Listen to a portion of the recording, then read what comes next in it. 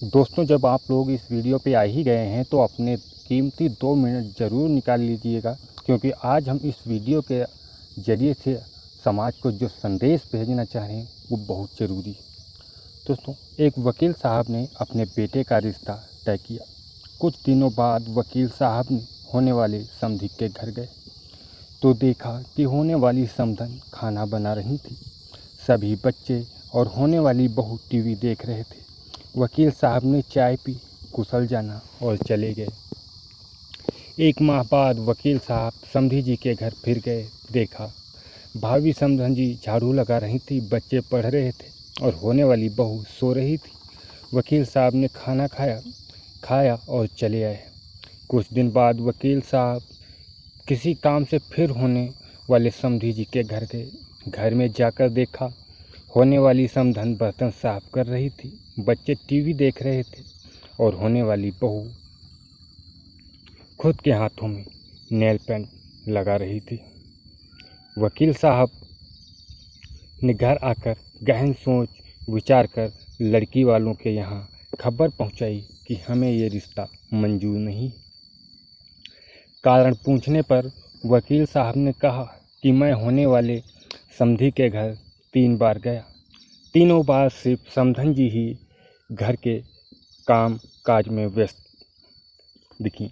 एक भी बार मुझे होने वाली बहू का काम काज करते हुए नहीं दिखी। जो बेटी अपने सगी माँ को हर समय काम में व्यस्त पाकर भी उनकी मदद करने की न सोचे, उम्र दराज माँ से कम उम्र की जवान होकर भी स्वयं की माँ का हाथ बटाने का जज्बा न रखे, वो किसी और की माँ और किसी अपरिचित परिवार के बारे में क्या सोचेगी।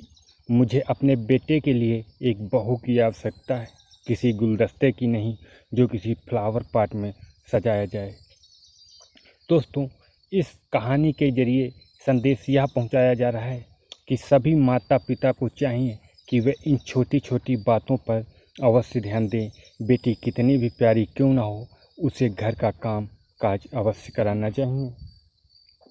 समय समय पर डांटना भी चाहिए, जिससे ससुराल में ज़्यादा काम पड़ने या डांट पड़ने पर उसके द्वारा गलत करने की कोशिश न की जाए।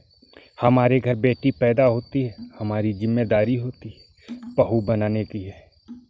अगर हमने अपनी जिम्मेदारी ठीक तरह से नहीं निभाई, बेटी में बहू के संस्कार नहीं डाले, तो इसकी सज़ा बेटी को तो मिलती है और माँ बाप को मिलती है ज़िंदगी भर गालियाँ।